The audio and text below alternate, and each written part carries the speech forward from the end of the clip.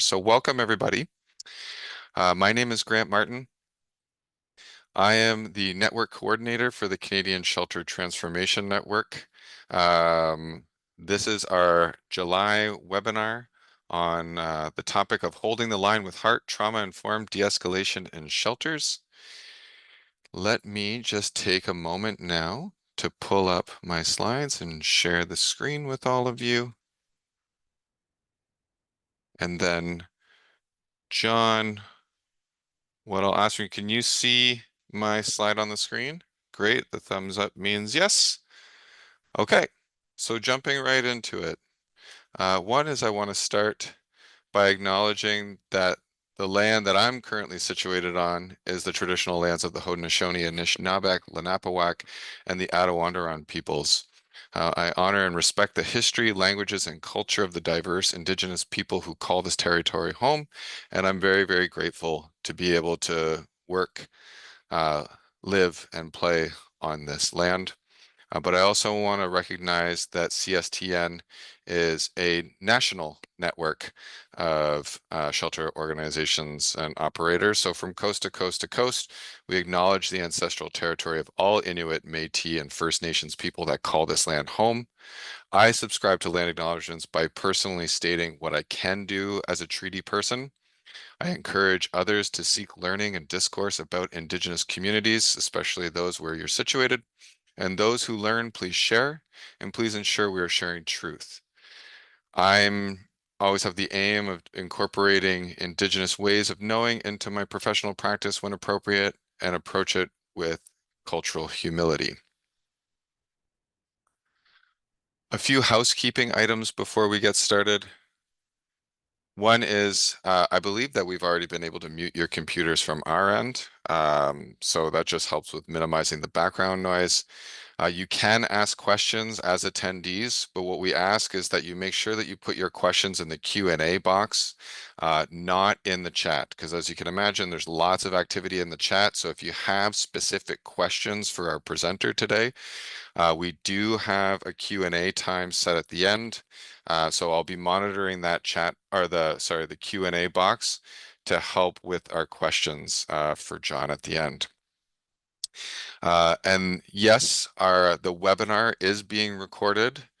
So there will be a link of the recording shared with everybody that registered for today's webinar, as well as you will get an abridged PDF of the slides that will be circulated sometime typically within a week following today's session. Our session is 90 minutes max. I fail almost consistently every month in staying within those 90 minutes, but I'm committed to getting it right 1 month. Typically, the first 60 to 70 minutes is for presentation with the remaining time for Q&A.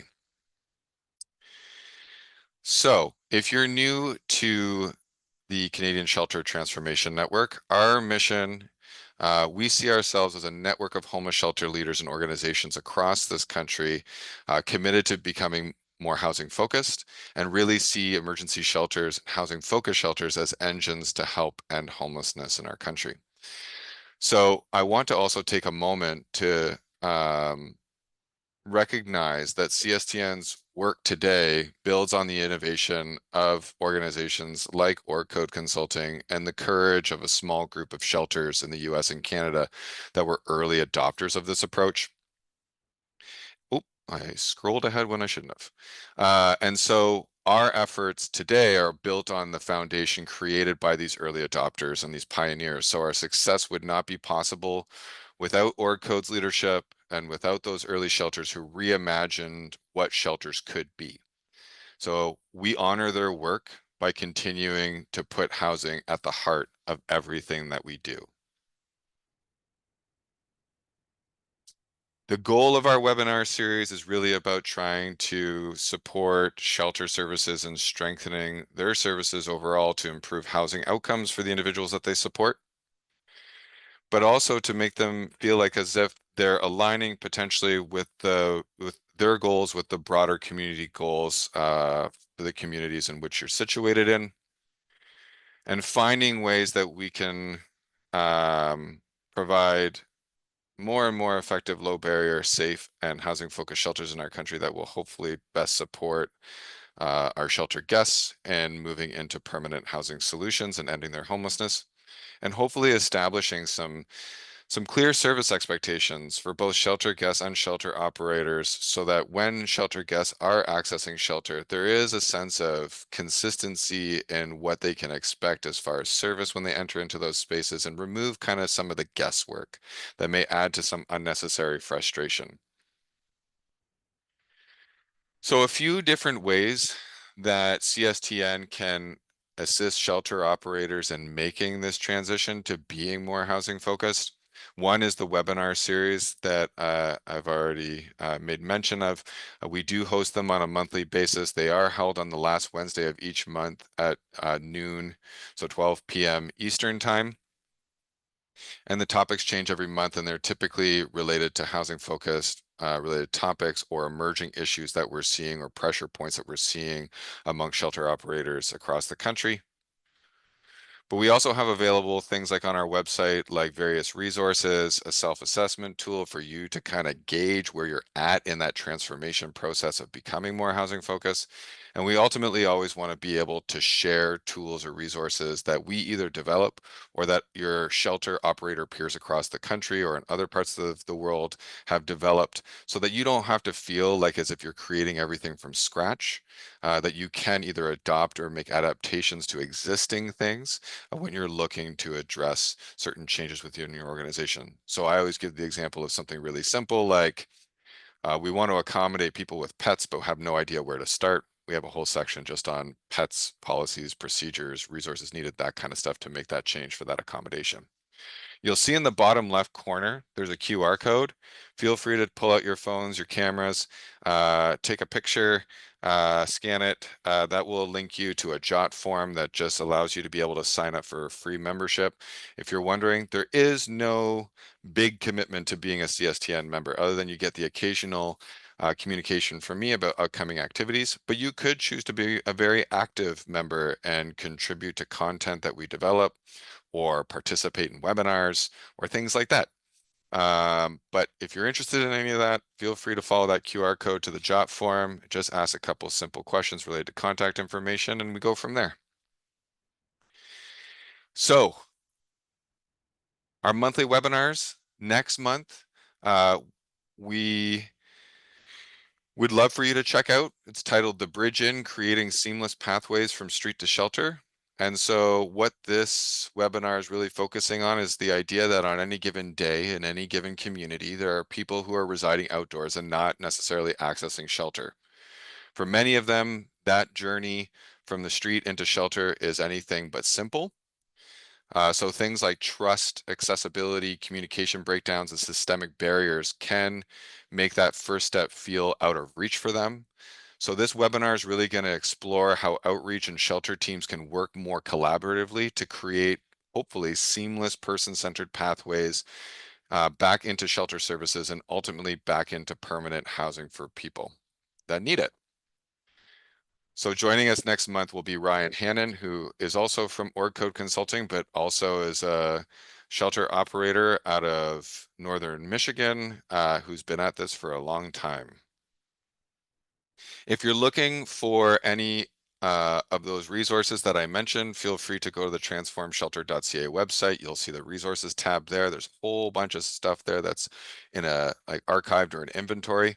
But also you'll see there's a webinars tab that has promoting what our upcoming webinar is, but also has all the recordings, linked to recordings for all the previous webinars. So if you've missed some ones in the past that you really want to see, those links are there for you to view on your own time. Okay, so for today, this is our outline. We got through introduction and housekeeping. I see the agenda item number 2 comes up twice. Clearly math is not my strong suit. But we have our this month's shelter conundrum off Fiddlesticks activity that we're going to do, but then we're going to move into our presentation, which is Holding the Line with Heart, being led by John DeCarmine from Org Code Consulting. And then we will have time for questions from attendees, and then we'll move into closing remarks. and go on with our day. Okay, so this is a new group activity that we started a few months ago. It's called Fiddlesticks. If you're looking at the image there, trust me, I know how to spell conversations, but ChatGPT or AI does not. So I didn't make the correction on that yet. But if you haven't participated in Fiddlesticks yet, this is meant to be somewhat interactive through the chat function. This is a group activity where you on the line, or sorry, a shelter operator can share a tricky niche conundrum that they're currently facing. So this is supposed to be a challenge where maybe there isn't a clear solution and aren't necessarily like those big, large, kind of like major systemic issues like funding. Instead, they're small. They're real world dilemmas where it seems like everything that they're tried up to this point has had a downside. So a shelter that reached out to me recently came up with a conundrum that I titled the Night Owl TV Crew. And so what this shelter operator shared with me is that they have a few guests in their shelter who work late shifts. And they want the TV room open past quiet hours to unwind after work. So others in the same space, though, complain that even with low volume, it disturbs their sleep. Some options that the shelter has already considered are things like allow late night TV with headphones, though not everyone has headphones or finds them comfortable. Enforce quiet hours strictly, even though it penalizes night shift workers. And the last one that they mentioned was move the TV to a different room or space if one exists, knowing that the shift will likely disrupt other routines or programming. And that also hasn't really created the desired result. So if you have ideas around how to help this shelter operator for their Night Owl TV crew conundrum, please feel free to add your ideas, your possible solutions into the chat. You don't have to put them in right now. You can have aha moments throughout John's presentation. Add it throughout whenever an idea comes to you. What I will do then is compile some of those responses from you that are, and I'll share them with that shelter who's struggling with this issue in hopes that they can test some of your options out and hopefully they'll find a solution that works for them. So if you can add that in the chat, that'd be great. Help out one of your fellow shelter operators. I'm sure they'll be super appreciative. Okay, so today's speaker. Before I introduce them, I want to talk about this really critical question around why does trauma-informed de-escalation approach in shelters, especially housing-focused shelters, matter? Like, why did we choose this topic? Why is it so important? Or another way of asking is, how does it help us achieve our outcomes as a housing-focused shelter? Like, how does it improve housing outcomes? Well, because it helps people stay engaged and supported even when things get tense. When staff respond with calm and empathy instead of punishment, guests typically are more likely to stick around, feel safe, and work toward housing. And it also gives staff kind of a better shot at building trust and keeping the focus on helping people move into permanent housing rather than starting over every time there's a conflict. So that's why we really focused on it for this month's topic. And our speaker today, I would say, has lots of experience around working with shelter guests and their staff around holding that calm and that empathy even during conflict to hopefully help with relationship, rapport building to move people closer to housing solutions. So with that in mind, I'd like to introduce our speaker for today, John DeCarmine. John is a principal consultant with Orco Consulting, and according to his online bio, he is the most optimistic nihilist you'll ever meet. He has spent decades in the trenches as a leader, shelter worker, outreach worker, case manager, and service user. He is a recovering CEO, recovering anarchist, recovering addict, aging punk, board game, and other forms of strategy nerd. He is a mountain man stuck in the flatlands of Florida. He's a dad, husband, and or friend to some of the most amazing humans you could ever hope to meet. He is consistently grateful for the opportunity to serve others and make programs work as well as they possibly can, and then some. He is an evangelist for the idea that everyone deserves a safe place to call home and is keenly aware that the idea of human beings sleeping on the streets is not normal. but rather an unacceptable indication of policy failures and broken systems. And so with that, I will unshare my screen and pass it over to John to take over from here. Welcome, John.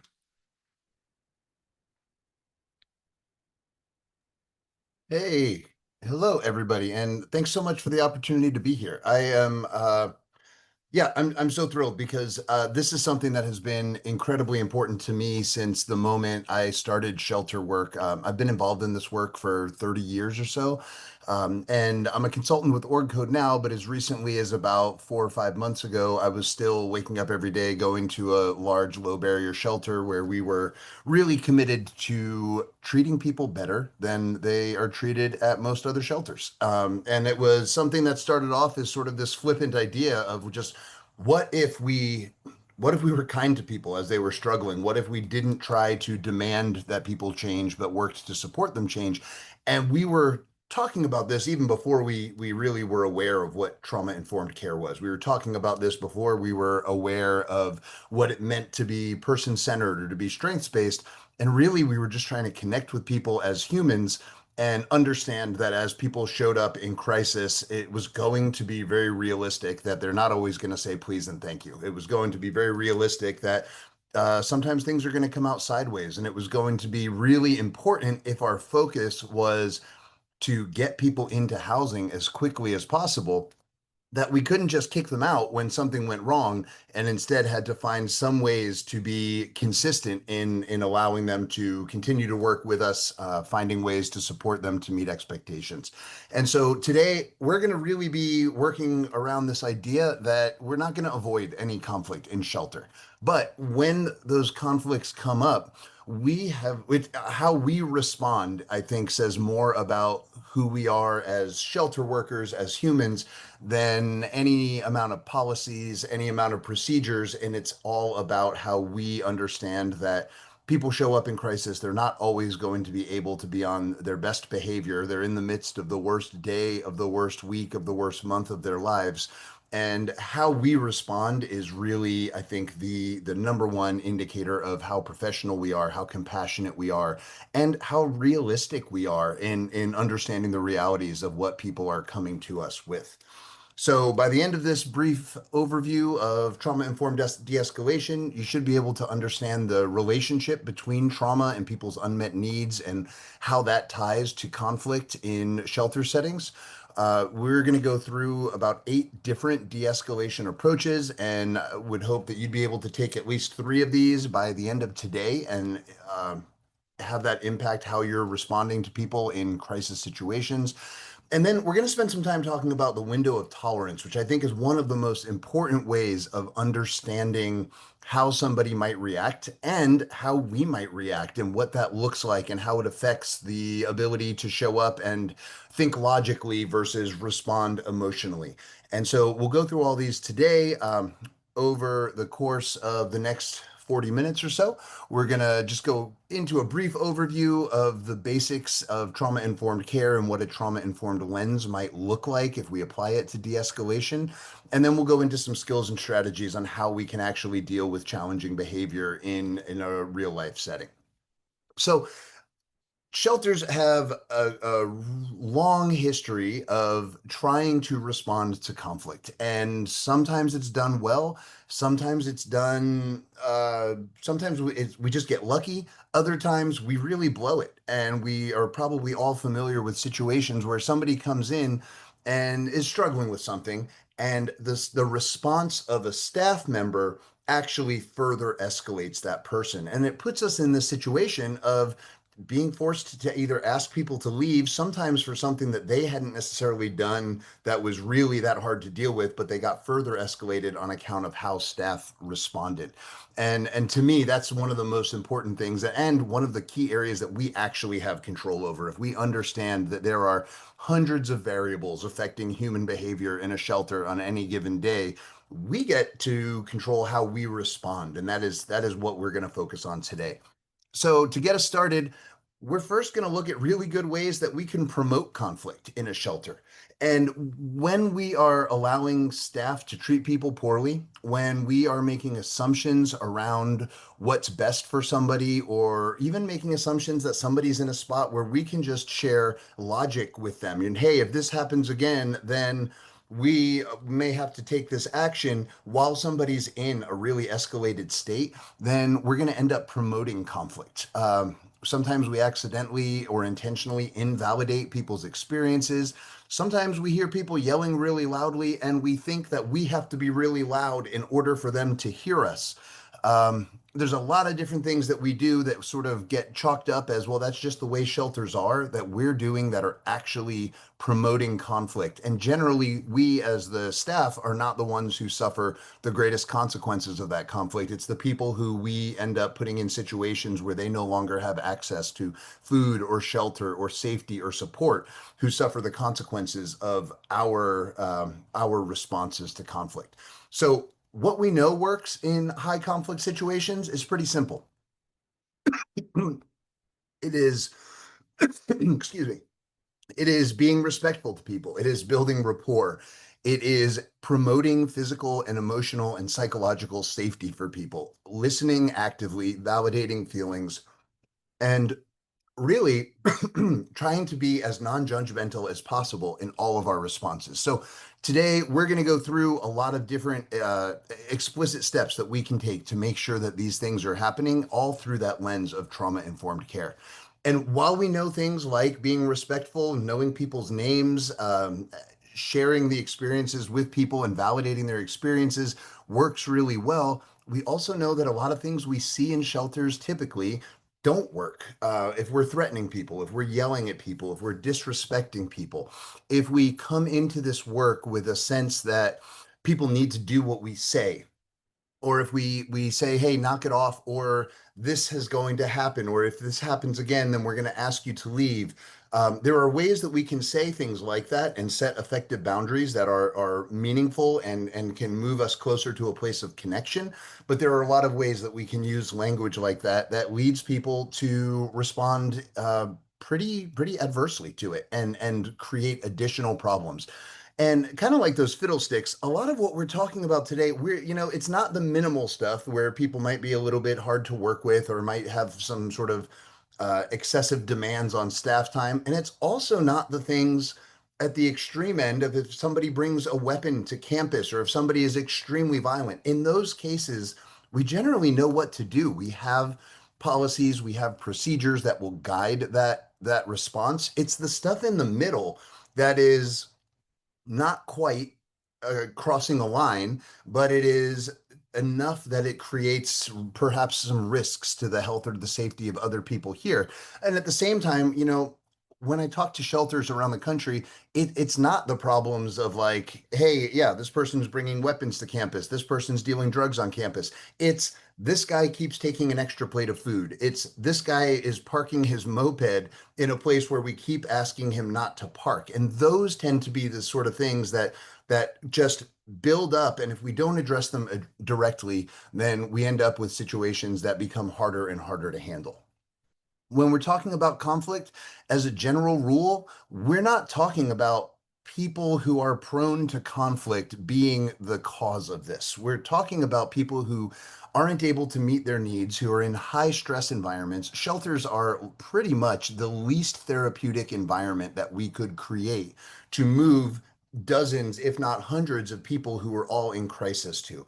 So when people are hungry or tired or cold or in pain, their window of tolerance narrows, which we'll talk about in a minute, which increases the likelihood of them escalating emotionally. We have people who are living with intense histories of trauma that will activate fight or flight or freeze or fawn behaviors in moments when they perceive that they're threatened, even if we don't mean any kind of harm. We've got inconsistent program rules and different expectations. Sometimes staff on an AM shift might respond differently than staff on a PM shift or an overnight shift. So there's all kinds of different things that are behind most conflict, and to be a little bit person-centered about it, it's about people who are showing up with problems, and it's not about problem people. So We know de-escalation works. In reviews in the academic literature of when de-escalation protocols were put in place at mental health facilities, at hospital facilities, we see generally that having staff trained in de-escalation skills will reduce the prevalence of aggressive incidents by about 73%. What that means is if there were 100 aggressive incidents before being trained in de-escalation, well, there were only 27 of them after the de-escalation training, and the same is true for severe incidents. The research also says that trust of staff, the rapport that we have with people, is going to be more of a factor in whether somebody de-escalates than if it's a male trying to de-escalate a male, or a person who's 6'6" trying to de-escalate somebody, or even if we use the exact right words. It's about the relationships that we have with people and the rapport that we have with people, because at the end of the day, de-escalation is about safety, helping people feel safe and helping people feel like it's okay for them to show up how they are without the risk of getting kicked out. We also know that if we're here to be uh, moving people into housing, that again, we can't house people if we keep kicking them out of shelter. So the more we get better at de-escalation, the more we can keep people in our programs and the more we can continue to work with them to get them into housing. So behind all of this is just a couple core ideas about trauma-informed care. And I'm hoping that most people are very familiar with this at this point, so we're just going to do a brief overview. But the trauma-informed approach looks at uh, how people show up as their best and most resilient attempt to manage, cope with, and rise above his or her experience of trauma. Very often, people's worst behavior is their best defense mechanism. It's the thing that has helped them survive to move through whatever it is that they've dealt with before they came into contact with services, or even during their experience of being in services. And in a nutshell, trauma informed care asks that we shift away from looking at people who might be behaving in ways that seem a little bit challenging and asking what's wrong with that person, and instead looking at them and saying, I wonder what has happened that has led them to show up in this particular way. That trauma informed approach basically incorporates the four R's: that we realize the prevalence of trauma and the impact that it has on people's lives. We recognize how everybody involved in the program, including our own workforce, have traumatic experiences in their past that are going to influence how they might respond to things. We need to be actively working to resist re-traumatizing people. Sometimes that's through demands for change. Sometimes that's through yelling. Sometimes that's through threats. And while we may say we would never threaten somebody in our programs, if we're walking up to somebody who is having a hard time and we say, calm down or you're out of here, well, basically, we're threatening them that if they don't start behaving in a different way, we're taking away food and shelter and safety and support and all the different things that they have that are connecting them to that program. So we always have to be really careful about that. And then, of course, trauma-informed care asks that we respond by understanding that impact of trauma and working with people in a way that doesn't re-traumatize them, doesn't move us forward. It doesn't move them further sort of into an escalation, but instead is looking at how we can help people come back to a place of emotional regulation. The key principles of trauma informed care: we know that people are at their best and most productive when they feel safe. So the more we can help them feel safe emotionally, psychologically, physically, they can be more thoughtful, they can be less reactive. When we're talking transparency, we're talking trustworthiness. That's about providing clarity and establishing expectations for how they're going to use programs, and making sure that those are consistently addressed by staff members across different programs, across different shifts. We could look at peer support and maybe be hiring people with lived expertise, creating opportunities for mutual assistance, or even just holding focus groups on whether our expectations are actually promoting health and safety in the shelter setting. When we talk about collaboration, we're looking at engaging in de-escalation as partners, finding ways forward that allow everybody the opportunity to save face. giving people some choice in what those options are moving forward, and then just being culturally humble, being respectful, understanding that we may not understand everything that's going on for somebody, whether that's through because of different cultural experiences, different historical experiences, and understanding that there is more for us to learn by being curious than there is for us to just come in and sort of demand that something happen. So to move into the section on what are the actual skills and strategies we can use, I want to start with just 6 basic truths about de-escalation. So, number one, nobody in the history of calming down has ever calmed down by being yelled at to calm down. We know that when we're trying to de-escalate, matching energy is not de-escalation. We can't just show up if somebody's yelling and we start yelling, all we're going to do is create a situation where they're yelling more loudly to be heard above us. And so we're going to come in at a lower volume, at a slower pace to deal with that. We have to understand that it is incredibly likely that whatever a person is upset about or whatever they're angry about has very little to do with us and more to do with the environment or the situation that they find themselves in. And it's on us not to take that personally, because when we start taking things personally, it becomes really difficult to respond thoughtfully, to respond compassionately if we're reacting to some perceived threat to ourselves. As we move people through our programs, we are trying to support them to meet their expectations, the expectations that we have for the programs, for the shelter, not just there to enforce rules. So we're not a roving pack of sort of low-level police. We are there to be a form of social support for people and to help them understand what we're trying to achieve with our expectations. We have to be aware that if somebody is struggling with flexibility or energy or coherence or stability, that they are very, very likely operating outside of their window of tolerance. And when somebody is operating outside of their window of tolerance, we need to be in a place of just helping them get more emotionally regulated. This also applies to us as staff members. If we are operating outside of our window of tolerance, whether that's as a result of having had the worst day ever as we lead into this, or kind of coming in and we're exhausted and burnt out and we're not in a place where we can respond thoughtfully and curiously, then we are also operating outside that window of tolerance, and that's going to affect how we respond to people. And then finally, and this is a big one, this comes from Marshall Rosenberg, the founder of the Center for Nonviolent Communication. To practice the process of conflict resolution, we must completely abandon the goal of getting people to do what we want. This doesn't mean that we're not going to still be moving towards making sure expectations are met, but when we approach a de-escalation, again, the immediate goal is connection and regulation. It's not getting somebody to just comply with what it is that we're trying to say or what we're trying to do. And to understand a lot of this, we're going to start with the window of tolerance.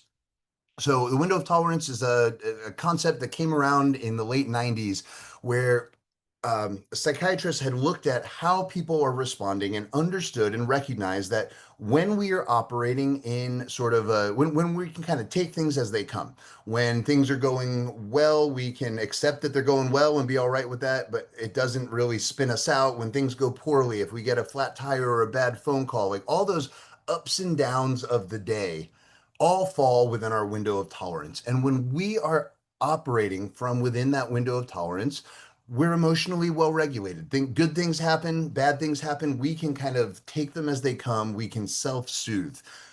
If we move outside of our window of tolerance, it's going to go one of 2 ways. It's either going to kind of spike us up to what's called hyperarousal, where we're sort of emotionally flooded, where we feel panicked, where we feel fear, where we're hyper vigilant and just waiting for the next thing to go wrong. Or it's going to bring us into a hypoarousal, where we just kind of check out. We're exhausted, we're depressed, we're sort of numb.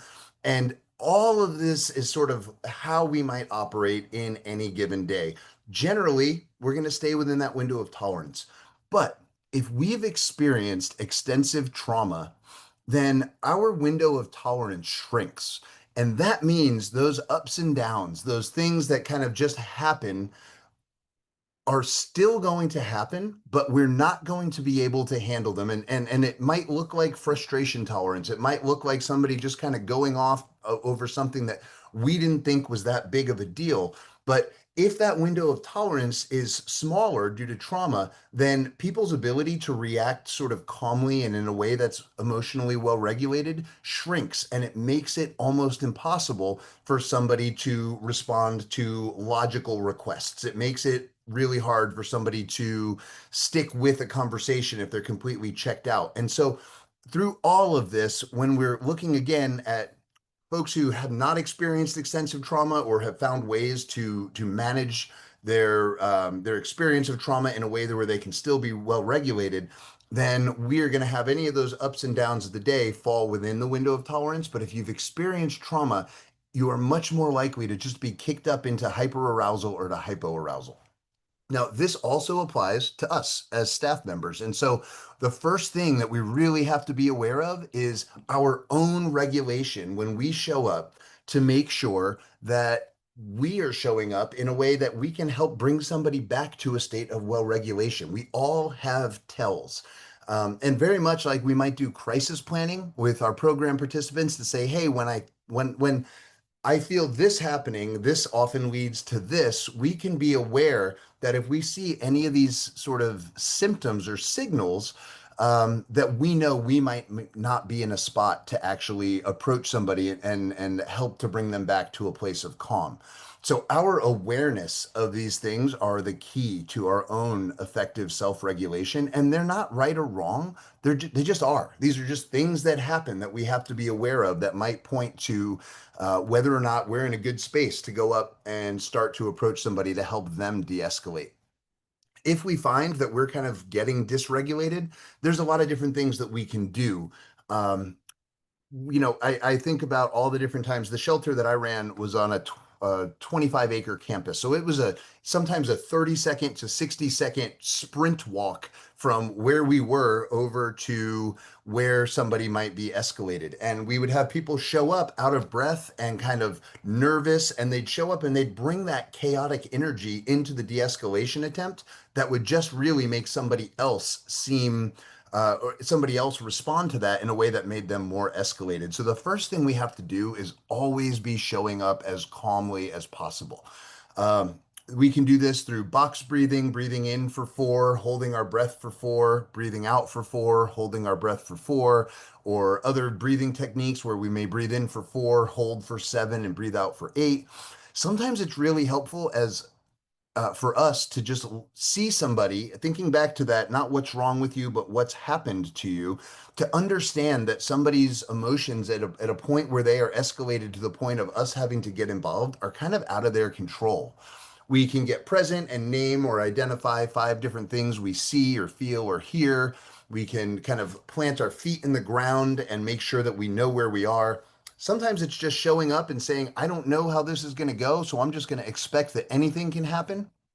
um, we can use a mason jar. This is if somebody is maybe spewing some really intense personal things at us and we have a hard time not taking those personally, we can visualize maybe some kind of mason jar inside of us next to our heart, but all of that information is coming in, and we can store it someplace that we don't have to take it and internalize it.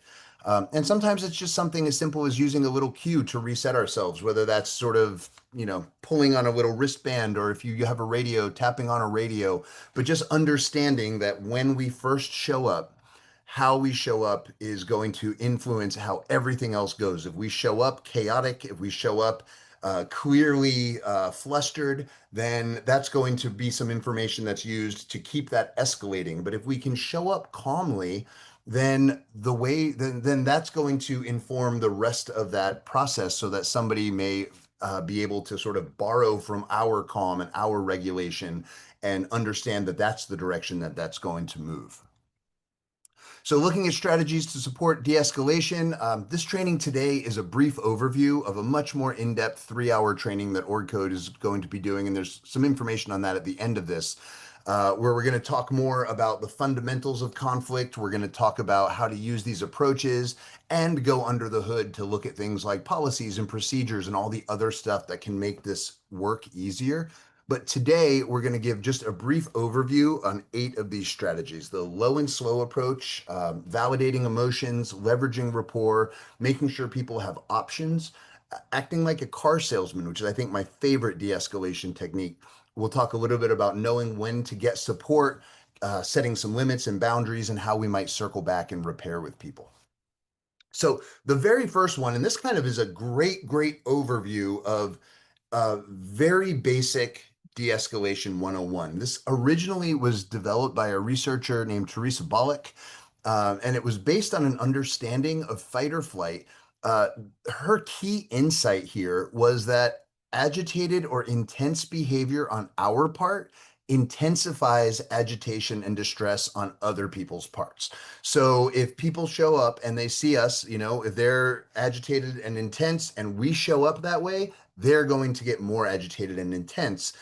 Conversely, if we are able to show up in this sort of low and slow way, meaning that we lower the volume of our voice, that we lower the pitch of our voice, that we lower the complexity of our language. Very often we end up in these sort of heightened emotional situations. And if we listen to ourselves or our team members, well, they're kind of speaking quickly. They're giving a lot of commands. They're just sort of just sharing information, but without asking about what's going on. That's going to further intensify a conflict. So lower our volume, lower our pitch, lower how complex our language is. And then if it's safe to do so, lowering our body. So we're not just towering over somebody, but maybe we're as close to eye level as possible. On the slow part of this, we want to be approaching people again as calmly and well regulated as possible. So, this might look like using some of those breathing techniques to lower our heart rate and our breathing, slowing our movements, slowing how quickly we speak, pausing between sentences, and understanding that we are not going to be able to de escalate on our own time. We are going to have to take as long as it takes for us to be able to help somebody get back to a point of being well regulated. So sometimes that looks like understanding that, if your shift ends at 3 o'clock and somebody starts getting escalated at 2:55, you're probably not going to be able to close out whatever's going on by 3 p.m. You may have to hand that off to somebody. You may have an appointment that you need to let them know about. But it's about being transparent and being sort of as low and slow in our approach, in our language with them, in our volume as possible. Next up, we want to make sure that we are validating people's emotions, and we can validate emotions without agreeing with them. And that's, I think, something that's really important to be aware of, because at the end of the day, a lot of times when we do these trainings, people are like, well, I didn't agree with anything they said. And validating emotions is not agreeing with what people say. But when we get into these sort of wars of words with people, then we know that we are going to be either sort of validating or invalidating their emotions. And if we invalidate somebody's emotions, that's going to lead to them feeling even more escalated. So, it can be as simple as saying, it sounds like all of this has you feeling really stuck, but that is something that is at least acknowledging that you hear how they're feeling and they can feel heard. They don't need to escalate further to feel heard. Conversely, if they say, like, I'm so angry about this, and we say, you shouldn't be angry about this, we're just telling them that how they feel is wrong. So, again, if you hear nothing else on this slide, it's we can acknowledge somebody's anger or fear without agreeing with it, without endorsing their reaction. So, to validate somebody's emotions, this may sound like, if that's what you've been thinking, it makes perfect sense. You would feel that way. We can tell them you don't have to justify how you feel. Your feelings are valid. Thinking about escalation, if we had to really boil it down to 4 things: people escalate when they feel unsafe, they escalate when they feel disrespected, they escalate when they feel unseen, and they escalate when they feel unheard. And so the more we can do to help people feel heard, the closer we can get to starting that movement back towards emotional regulation. It might look like us saying, you're not overreacting. This matters to you, and that's important. Or it sounds like you're doing your best with something that's really hard. So, for all of these, we want to just make sure that we are not denying people's feelings. If somebody says, this is what's going on for me, don't tell them they're wrong, because that is just going to make them need to escalate further to get that point across. Now, we talked a little bit about how important rapport is with people. And this actually comes from the Gottmans, who are very well known researchers who look at marriages and relationships and can somewhat predict when these things will last, when they will fail, based on the degree, the ratio of positive to negative interactions that people have. And so when we are working with people, generally we want to make sure, again, we have to know people's names, we have to know their stories, we have to know who they are, and we have to have relationships with them prior to the escalation, to that moment of escalation. And so, it could look like just checking in to see how's your day going. It could be that we're pointing out strengths of, hey, I noticed how patient you were earlier when you had to wait for this or this. Shared jokes, remembering details about things that they've told you. Basically, any kind of positive interactions with people go toward that positive ratio. And the idea is that we have at least 5 positive interactions with people before we need to have a negative interaction of a reminder of expectations, or a difficult conversation about behavior or something like that. So our rapport with people is built over time. Our rapport with people is also built cumulatively and collectively across staff members, across different shifts, and all of that. So we have, to an extent, some good control over what our interactions are with people before the interaction happens. And these all have to happen before the escalation. But the more that we can build a positive relationship with people before there's an issue, the more likely we are to be able to de-escalate, because this is not the first time that we're talking with somebody. Thinking back to the opportunity to provide choice that comes through trauma informed care, and the ways that that can help people feel more emotionally safe, the more we can provide options for people, so that we're not just there saying you have to do this or else. um, if we can simply say, what do you think would help here? Or how can we move forward in a way that works for both of us? We're giving people some opportunities to feel less out of control. And so if we are giving some options, if we're giving some choices, we're restoring a sense of control and safety. We are interrupting power struggles by shifting from a space where we're confronting people to a place where we're collaborating. When people escalate, when they move outside of that window of tolerance, they're really being driven by the amygdala at that point. That's the part of the brain that is kind of dealing with fight or flight. That is the part that is kicking out things like cortisol and the stress hormones.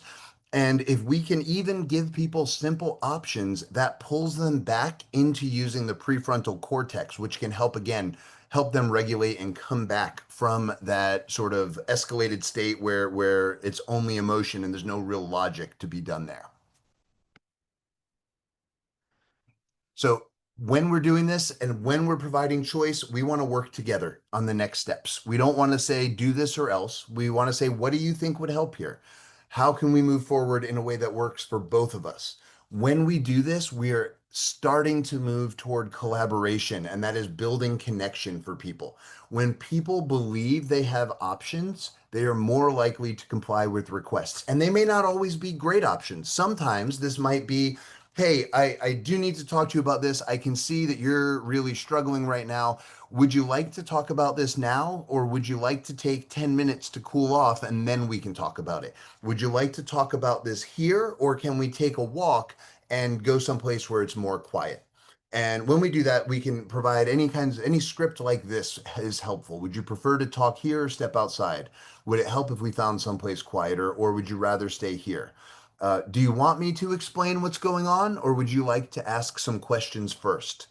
I can sit next to you. I can give you some space. So for any of these, we're looking for opportunities we have to promote choice, to give people some dignity, or even autonomy. If they're feeling powerless, if they're feeling like nothing is within their control, by offering opportunities for them to have some control over what happens next, we again move people back toward being in a state that's more regulated and therefore more likely to be able to come to some conclusion that's not just a ban or a service restriction. We can focus on setting limits and appropriate boundaries. When we're talking about setting boundaries, we're talking about things that are specific and respectful and clear about what is going to happen. And ideally, this is framed as a choice and not a threat. So we can use if or then statements to frame boundary conversations without making threats. I mentioned earlier, if somebody just walks up and says, "Hey, calm down or you're out of here," we are doing two things. One, when we say calm down, we're saying what is important to you is not something that I think is important. I don't get why you're upset and I don't care. That's what calm down says. And when we say, or you're out of here, then somebody is immediately going to react to, you're going to take away my food, my shelter, my safety.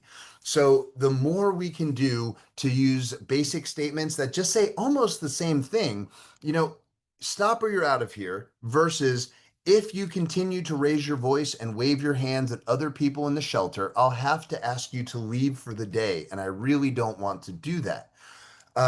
We're saying the same thing, but we're really centering our concern and our and the dignity of the person of, hey, if you continue to do this, then I would have to ask you to leave. And I really don't want to do that.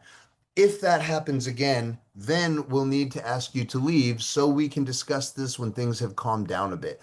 So we can use if then language to be a lot more aware of what kinds of things we're saying to people and aware of the way that somebody might react. If we're not just threatening them, we're giving them that choice, then it helps people respond in a way where they can sometimes think a little bit ahead because we've brought them back into that prefrontal cortex thinking.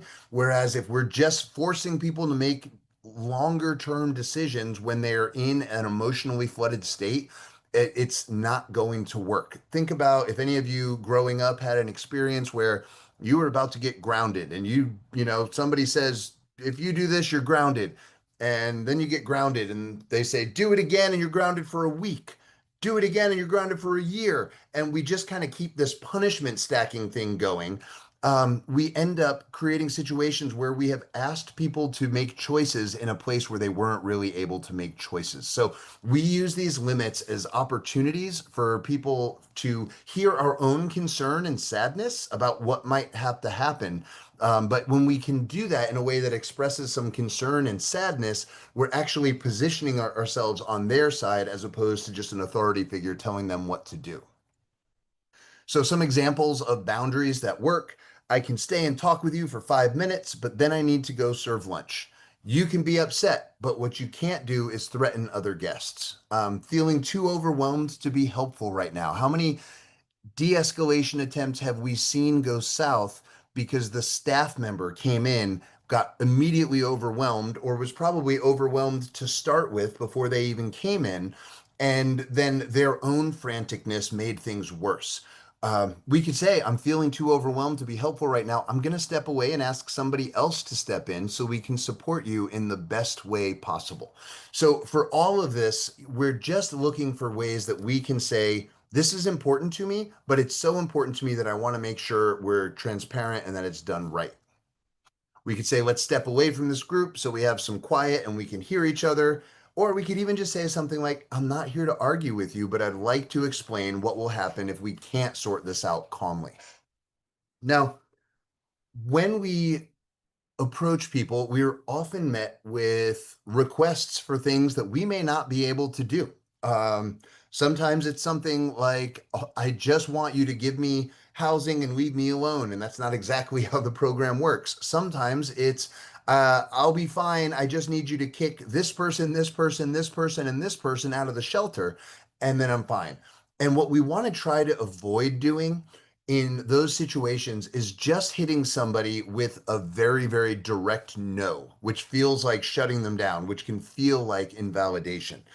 Uh, People who sell cars excel at rolling with resistance without escalating or shutting down the conversation. You know, their goal is to keep people engaged and to redirect whatever friction might exist into some possibility. So they are working around confrontation with a combination of tone and phrasing and options.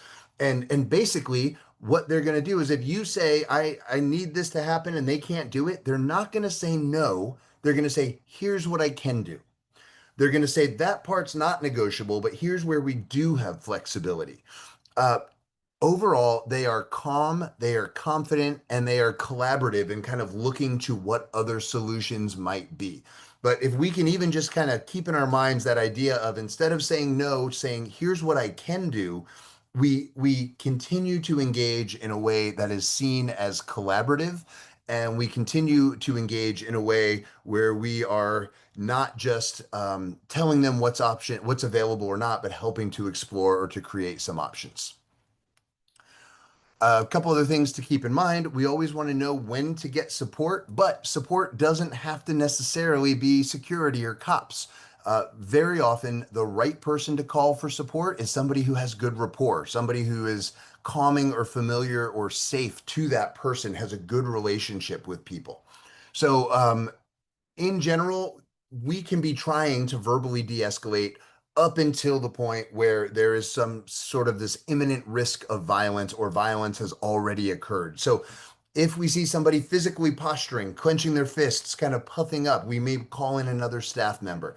If we realize that we are dysregulated, if we are clenching our jaw, if our heart is racing, if we are not able to kind of put out a calming sentence without our voice shaking, it may be time to call in somebody else. It may also be something that we do if somebody has a better relationship with another staff member, or conversely, if there's a person in the shelter who for some reason you just don't get along with them, and there's always sort of there's not a close connection with them. They just see you as a problem or an authority figure. It might always be something you can do to call in somebody who's got a good relationship with them.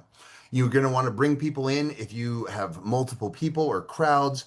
And of course, if there's a weapon, that's not really a time for you to start doing verbal de-escalation. That is when you're going to need to call law enforcement or somebody who's crisis trained but can do some kind of broader emergency response.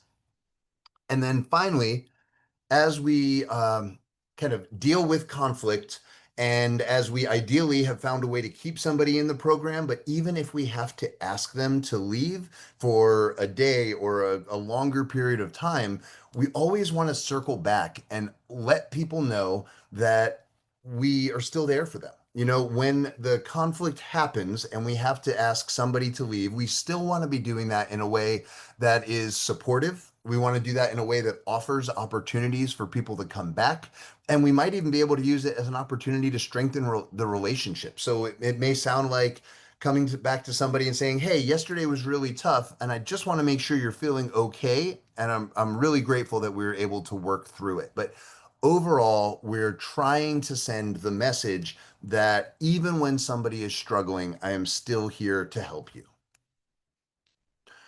So again, this was a very brief overview of, I think we've got about 21 different strategies. We covered today the low and slow approach and the importance of approaching with low volume, with a slower pace, with a slower agenda, without a lot of complexity. We talked about validating emotions, and it sounds so simple, but it is one of the spots where people will, if we don't validate emotions, knowing that people already feel unseen and unheard, if we're telling people the way they're feeling is wrong, then they're going to escalate further. If we're telling them that their understanding of the situation is wrong in that moment, we are going to escalate the situation further. Instead, we need to be able to say essentially, if that's what was going through your head when you said that, it makes perfect sense to me that that's how you're feeling. But we don't want to just say, no, that's wrong, or my experience of it is different than yours, and therefore yours is wrong. We talked about providing options and creating some collaborative opportunity to figure out what the next way forward is. Talked about leveraging rapport, understanding that the very best de-escalation is going to come from somebody who is trusted and who appears calm and has already got a relationship with somebody, who already knows somebody's name. Talked about the car salesman option of trying not to just hit somebody with a direct no, but instead kind of being very flexible and dancing with that resistance. Here's what I can do. We talked about knowing when to get support, whether either there are more people involved, there are weapons involved, or we are feeling less than ideally regulated. The importance of setting limits and boundaries, and how we can do that in a way that both establishes what the boundary is, but also expresses care and concern for the people, and the importance of circling back and repairing to let people know that we still support them even when things get tough. And if you're interested in learning more, and this will also be on the slides that are sent out to you, there's some information there about the Org Code full 3-hour training that's coming up next month.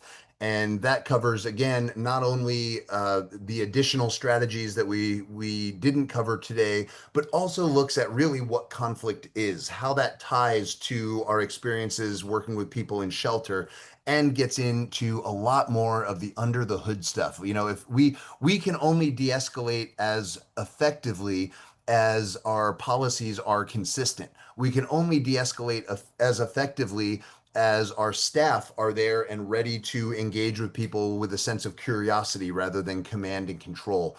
We can only de-escalate effectively if we don't have zero tolerance policies that immediately move somebody out for violence, whether that violence was a soft slap on somebody's hand or extreme fistfights or some other kind of thing where more than basic first aid was required. And so that training also goes into the policies and the procedures and the onboarding practices and things that will actually make shelter de-escalation easier in your shelter.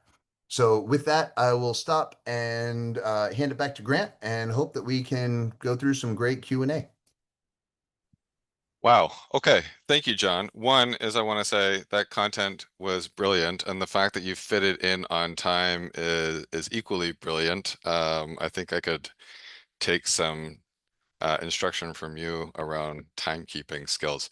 Um, so a couple things that really stood out for me too, like there's lots, but I really appreciated this piece that you talked about, like great de-escalation can really happen too with like making sure that we don't lose sight of the relationship, right? And that the relational stuff that we do with guests, you know, in our time spent with them outside of the crisis, so that when there is a crisis where we have to work with them in de-escalation, our strategies tend to land a bit better because I know you, you know me, we show care for each other. So that really stood out for me. What I also saw here too is you gave people a lot of practical stuff around how to reframe language as a tool to keep everybody safe.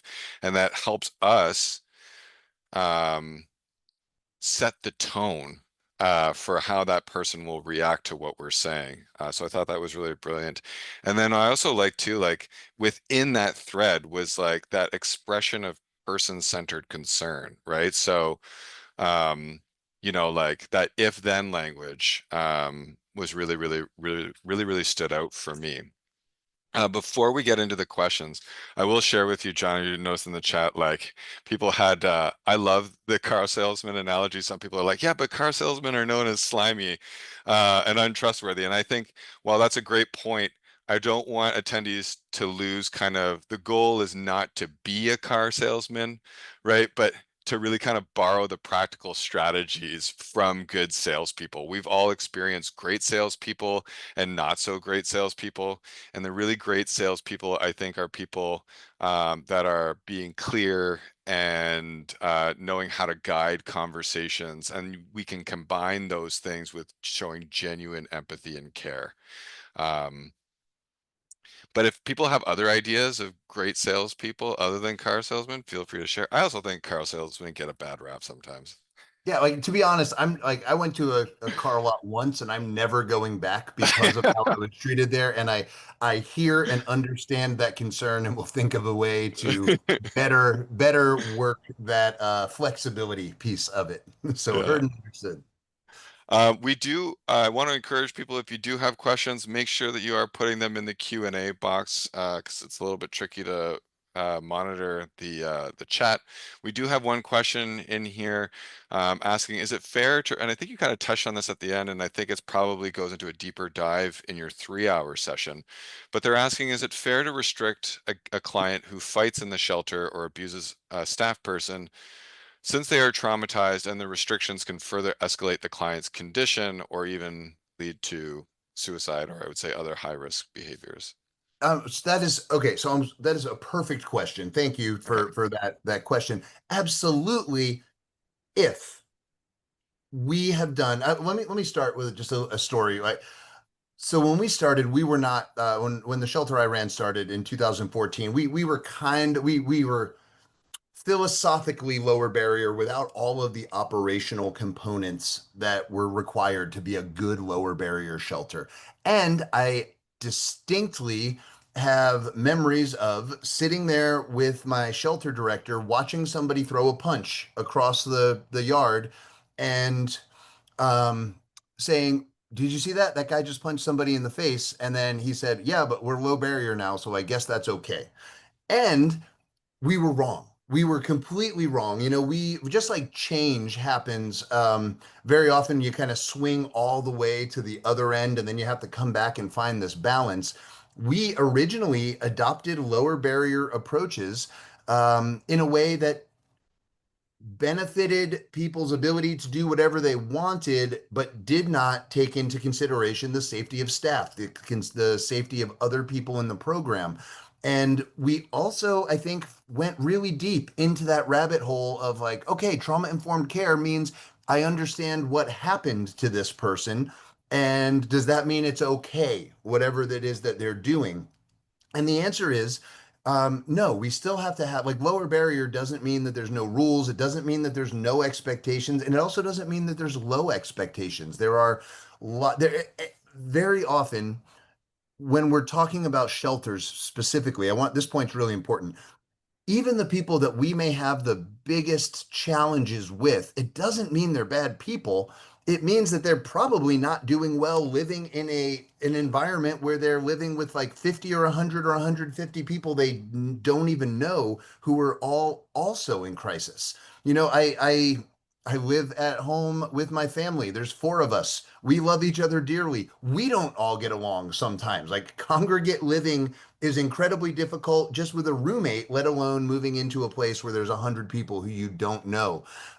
So yes, it is regardless of the we have to focus on the behavior, not the reason for the behavior, which is kind of an element of even harm reduction. You know, if addiction, substance use, mental health, trauma may explain exactly why somebody is showing up. And it doesn't necessarily excuse that I understand why this happened, but you still can't punch people in the face.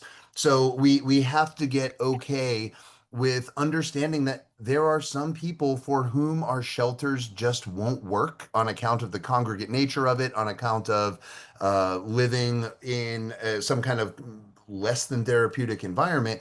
But our role is to make sure that we're not just taking a service restriction as the first thing, that we're not making decisions ahead of time about, well, I see this guy, he looks like a problem, we're going to get him out of here to keep any problems from happening.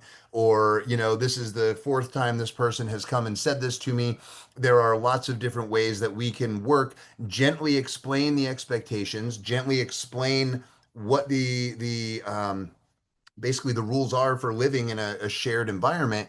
But we want to make sure that we're giving people opportunities more than anything else to meet the expectations instead of just deciding that they would not be able to. You will be amazed if people understand our reasons for having certain expectations to promote health and safety, how we can help move them toward a spot where it's easier for them to meet those expectations.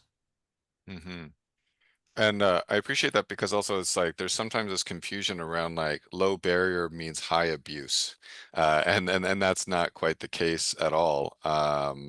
And even this piece that you mentioned that maybe for some folks, congregate living in this setting may pose some challenges that may not be the most therapeutic. But I think what I heard there was an openness to say like, how do we identify what you are finding that's adding to the struggle about being successful in this space? And is any of that negotiable to where we can adjust kind of what your experience is like here to help kind of meet those needs so that you don't feel like you're struggling as much?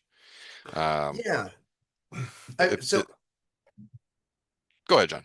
it's there are things. So the number one things I have seen working both in my own shelter and shelters around the country is one, staff who have different understandings of what it means to de-escalate. Some people sort of see it as, I heard somebody raise their voice mildly, we got to get them out of here. Some people say, we have got this situation where let's use a zero tolerance policy, for example. We may have a zero tolerance policy in our guidelines against theft. Well, does that mean that if you're giving out sticks of deodorant and somebody picks up a deodorant off of somebody else's bed, is that the same where sometimes people just see any resource you give out as resources that are available to everybody? Is taking that stick of deodorant the same as taking somebody's identification or their medication or family photos or things that are more difficult to replace, or the bicycle? There's differences between different kinds of theft. There's differences between different kinds of violence.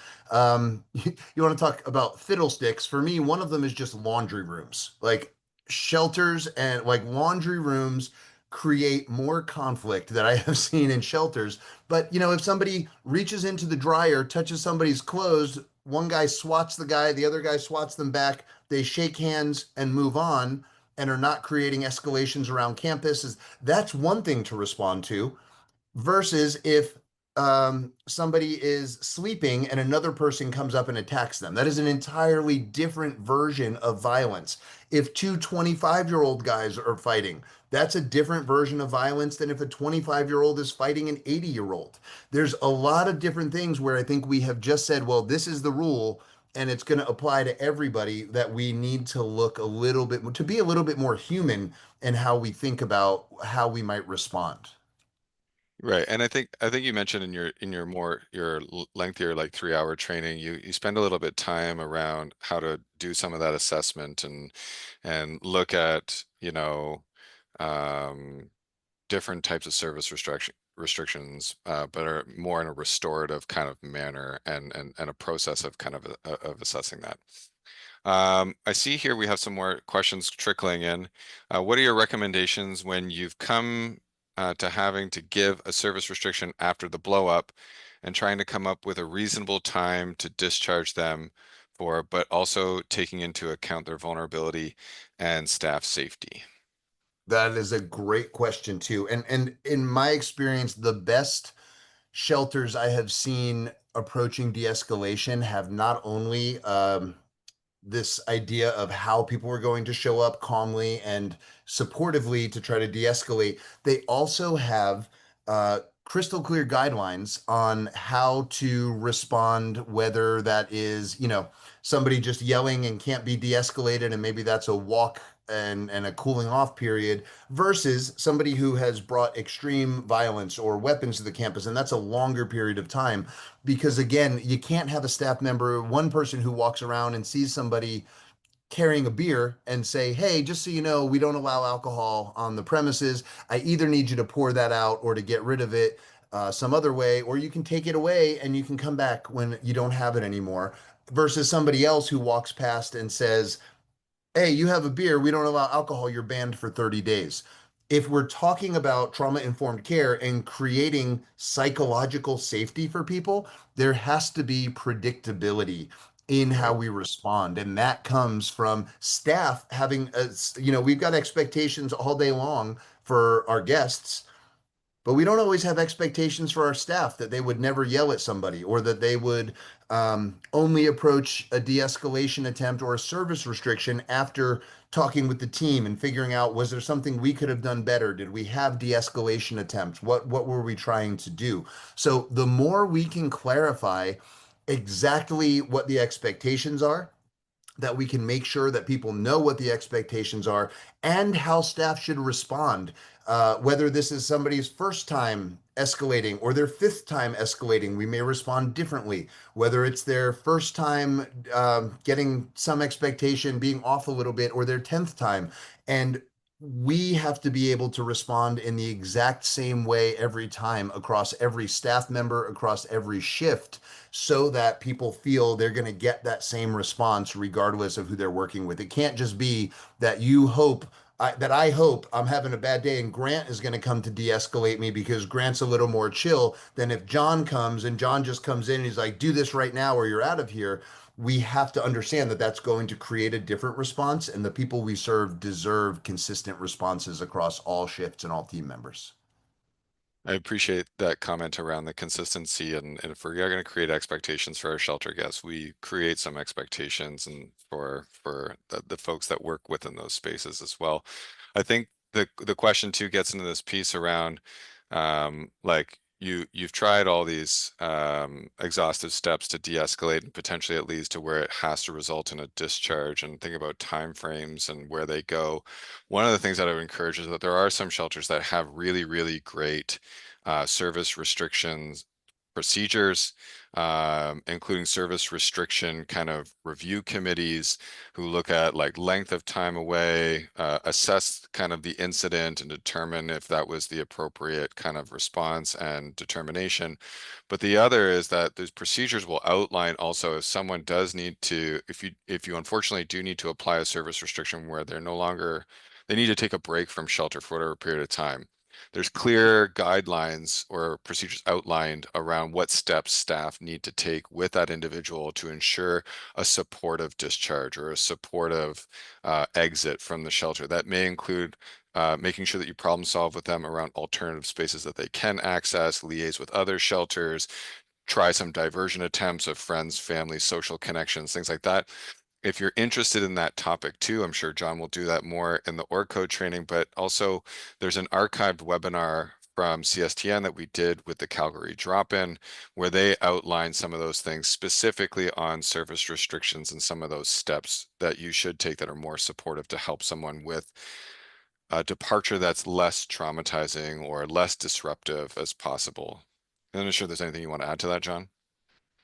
I think it's again trying to find the it's almost like progressive engagement for Hmm. expectations. Like, what is the smallest step we can possibly take to match to somebody's reaction, and then move into, well, if that didn't work, what happens next? If that didn't work, what happens next? And sometimes that looks like, hey, I'm just coming up to let you know that I overheard you making comments about somebody's body to somebody as they walked past you in the shelter. And the first conversation is, just so you know, we have a policy that we don't do that. We don't make comments to that extent. I saw some people in the chat talk about things like racism or other forms of harassment, and creating a almost like a sign you can point to that just says, here's our policy against harassment. Here's how we define that. So again, we've got that consistency, but sometimes it's one conversation is like, hey, I overheard you saying that. Like, uh, that may just be how you grew up. That's fine. We don't do that here. The second time, it may be, hey, I know we talked about this once before, but I need to ask you not to make those comments to people because we have a policy that says people aren't going to have to hear other people making fun of them. And I'm happy to help you in whatever way, but if I continue to hear you making comments like that, then we're going to have to come back and talk about some other alternatives. So that might be one thing. The other pieces of it might be looking at every other opportunity. Sometimes if it's just two people who are fighting or squabbling because they're in beds two and bed three, maybe we can move one of those people to bed 50 so they're not in line of sight with the person. Maybe it's a smaller step that we can do to make it easier for them to meet those expectations rather than just say, this is the situation, do it or don't, and get out of here. Right. I appreciate that. Like, there's like this incremental steps of problem solving almost. And then, like, the other thing that I would really encourage folks to think about too is not just what you're saying, and how you're saying it, but maybe where you're saying it.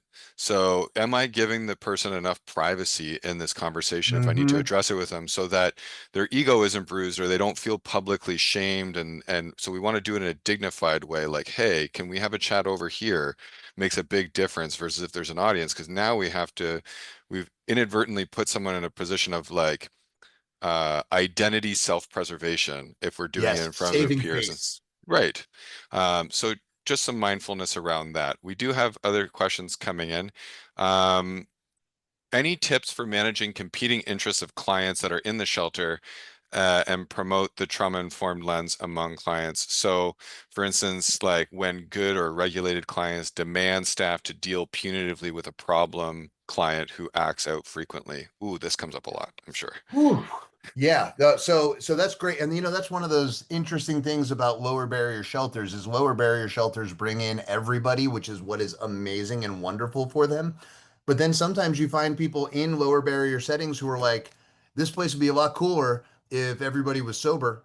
Or, and they're kind of self-selecting into some higher barrier desire place. For me, the big thing is again, trauma informed care has to be applied holistically. So, again, back to my early understanding of it was like, okay, this guy, uh, I'll use a sort of over dramatic example. This guy has had to grow up without any kinds of resources whatsoever and had to learn to steal to survive. And I understand that that's why he stole that wallet. Yes, maybe that is a trauma informed understanding of that, but that's not very trauma informed to the person who got their wallet stolen. We have to also understand that trauma informed care, when we're applying it to one person, it has to be applied to another person and the group as a whole. And so we end up with some situations where it's again more congregate living. When you have people who are kind of focused on other people more so, first we want to be curious, is there a legitimate concern? Is it are they saying, it would be a lot better for me if this person wasn't here because they're loud, or maybe they kind of don't do the same things that they do? Or are they saying it would be better for this person not to be here because the way that they're behaving is making me feel unsafe, or they're creating risks to health in the shelter environment? So again, regardless of the reason of, we want to look at the behavior. We want to look at not that this is a behavior that comes from substance use, or this is a behavior that comes from mental health. It's a punch in the face. It's a stolen wallet, and we already have expectations around that. It's also important to, this is hard to understand, especially if you're in a shelter that may not be connected to other kinds of programs, to maybe a drop-in center, to a housing program, to an outreach team, that shelters are one part of the continuum of available temporary housing options for people, temporary shelter options for people. Sometimes it's again just that congregate nature. It's we could continue to provide services to people if they're living in the woods. Just because they are disconnected from shelter services doesn't mean we can't make every available effort to say to an outreach team, hey, we had to ask this person to leave. We've made every effort we could to keep them in here, but it's just not working.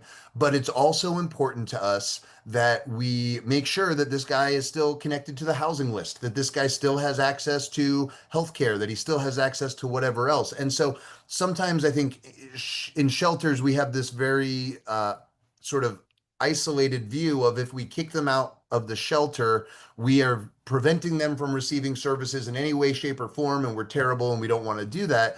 But the reality is sometimes there are other ways we can connect people to outreach teams to make sure that they are still getting the best of the services that a shelter has to offer. It's just in a different setting, and maybe it works better because they're not living with 50 other people. Maybe it doesn't, and we give them an opportunity to come back. But there are different ways that we can provide services to people based on their needs and the needs of other people in shelters. Well, and to that last point that you made, that links back to the earlier question about like time frame and stuff like that around like discharge. If you have to ask someone to leave, is those pieces around what a safer exit can look like is like, okay, if they're not able to stay in shelter, but how do you continue the work with them? Who can continue the work with them? Is it Right. outreach programs? Is it drop-in centers? Is it hospitality meals in your community? Things like that. Nathan asks, like, how do you respond when someone uses their trauma as an excuse or I'll say a reason for bad behavior towards others? And John, I'll just say what I'm hearing from this session is like trauma is not understanding trauma is not to then excuse things from happening, but just to or accept it as an but like understand where it's coming from, but then figure out how to help them meet an expectation. Is that fair? Yeah, and understanding trauma. So going back to like realizing and recognizing the impact that trauma has on people. Like I'll give just two examples of ways that trauma, past traumatic experiences might show up. So if somebody grew up having to just get support from shelters and food banks and social service programs. Very often, the customer service experience in those kinds of places is terrible. And people are left waiting for 4 or 5 hours before they get any help. And at some point, somebody might learn that if they get a little bit loud and a little bit escalated, somebody's going to walk out and say, "Hey, sir, can I help you?" Because that is a way of getting their needs met. Likewise, if people grow up never having had access to enough food, then one of the natural trauma responses is when you see food, you're going to get as much of it as you possibly can, even if that means taking a second plate or taking a third plate, because you grew up never being certain that there would be enough food there the next day. So you get as much as you possibly can right now. Those are two different trauma responses that can help us understand why somebody is showing up in a particular way. It can also help us show up a lot more compassionately, understanding that like this is a conversation that we have to have about something that doesn't make sense to us and makes perfect sense to this person. How can we show up curious so that we're actually trying to understand what's going on and still able to demonstrate, hey, here are some reasonable expectations we have of you. Maybe it's that like, hey, I also promise that there'll be a granola bar for you available in the snack area by the end of this meal or something else. But we can look for little steps that we can take that don't just have to jump to you've got to go, but again, are really built around that idea of supporting people to meet the expectations. And I always feel like particularly punitive saying this, but one of the things that it took me years to recognize in a shelter is that some people aren't going to thrive in shelters. Some Hmm. people aren't going to. The reality of it is there will be people there who are using your services for exactly how you hoped they'd be used. There are people there who are showing up because they think it's a safe place and they're just going to see what's around. There are also people who are going to move in there and be like, man, you know who's going to buy the drugs that I have to sell? The folks who are in the shelter. And they may use it for something that's a little bit more predatory.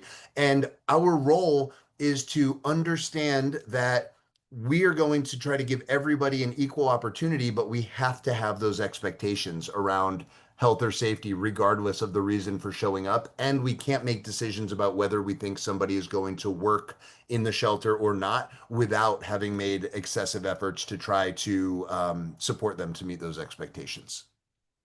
I appreciate the comment that you made about like approaching the situation with curiosity, like where is this coming from? And I always give the example too of like something really simple, like um, how I can move like in a space like a drop-in center. I can be quite loud, I can do whatever, da da da. It's quite different than if I'm hanging out in a quiet like like the intake office of a counseling organization. But if I've never been in that space before, I might Right. be approaching it the same way as I walked into a drop-in center. So approach where that situation with curiosity if you're the worker. I think we have time for one more question. I'm sorry we're not going to get through all of them, and I do want to give a shout out, a thank you to Tamara, who's taking folks' questions from the chat and putting them in the Q&A box. The last one that we'll do is, if any, would you give what advice, if any, would you give if police intervention is necessary and where trust with police has been broken? Whew. Um, so There are going to be so for all of us, anybody working in a shelter, we are paid and we are there for great reasons. Generally, we are paid to do great, amazing work. We are not generally paid to like step in between people who are fist fighting. We are not capable or equipped to handle somebody who's got a knife and is running around. And these things are rare when they happen, but sometimes we're going to have to call the police. Now, very often, uh, shelter staff say, do this or I'm going to call the police. And it's more of a battle of wills than it is an actual need. And if it depends on how we're using law enforcement. Recognizing that different racial groups have wildly different experience with police. Different genders have different experiences with different with other different institutions that we don't necessarily want to be pulling in police as our first response. If we're saying that we are going to work with people to support expectations, that doesn't mean just get a cop over your shoulder saying, yeah, you better do what they say or you have to go. Police should be brought in if there is extreme violence, if there is some immense imminent risk to the safety of other people who are in the program, but they shouldn't be the first choice. And if there is a lack of trust with police, sometimes we can even use that in our de-escalation conversations where we're saying, hey, listen, if you continue to do this in this particular way, I am going to have to call law enforcement. And I really would prefer not to do that because once they get here, our ability to have a conversation really ends. Our ability to talk through this in a way where I would love to keep you back here gets a lot harder for us to be able to do that. The police in the neighborhood of the shelter that I was at got so fed up with just, they didn't understand that we would ask people to leave and then allow them back in the next day. And they at first started insisting, well, if we ask anybody to leave, we're going to trespass them for a year and prevent them from being able to be here. And we had to fight back against that so that it was only as a when needed backup response, but not a first response. Like the idea that um, the police are the most appropriate response to a mental health crisis or a substance related crisis has been shown to be inaccurate again and again and again, both research wise and in our own anecdotal experience. So we may have to do that. We may have to do that whether or not we trust that the right outcome is there. But our role can't be to try to disarm somebody because we didn't feel like the police were going to do it in the way that we wanted to. Sometimes we will lose control of that, and we have to acknowledge that we are not the ones to disarm somebody. We are not the ones to break up a fight. That is something that is sort of outside of our scope. I love that response, and I love the two pieces around like one is bringing it back to that if then language. And I like to say like if the police do get involved, then it really limits what we can do. And then Right. you're turning their mistrust of police into a constructive thing and saying like, I know that there's an absence of trust with police, so what can we do to prevent getting them involved, right? But yes, having clear lines around when they should be involved. John, we've taken up your time. I want to thank everybody for attending. I want to thank you for your time as well. There's so many questions that we didn't get to. Part of what I think that we can do is one is I will be promoting the 3-hour training in the follow-up email that John referenced. So sign up for that if you're interested, and then there might be opportunities for you to learn more, do a deeper dive, but ask more questions in that training session. I've also just copied and pasted all, I've copied over all the questions. So John and I will do a debrief after this webinar and figure out how we can follow up with some of these questions. So we're only 3 minutes over, which isn't bad for me. That's great. So thanks everybody for attending. Thanks everybody for your participation. This has been a really, really amazing webinar. And John, thank you for leading today's presentation and leading this conversation around a very important topic. I want to wish everybody a wonderful Wednesday and a wonderful week. Any parting words, John? I just want to say thanks for the opportunity. Treating people well in shelters is my favorite thing in the world, and it is, I think, the most important part of what we could do. Like people, the bar for treating people without housing better than they've been treated perhaps in years is so incredibly low. You know, like we very often create situations where people come to us for help, and then we perpetuate a lot of the power dynamics that are used against them. And when we can create situations where people can come in and feel safe and feel respected, we are doing incredibly important work, even if it's just for that one moment. But all of that factors into our ongoing relationship, including the natural moments when things aren't going well and how we can deal with that. And so I appreciate the opportunity to maybe evangelize a little bit about not being a jerk to people in crisis, and look forward to continuing the conversation. Awesome. Thanks, John. Thanks, everyone. Have a wonderful, Thanks, wonderful y'all. day.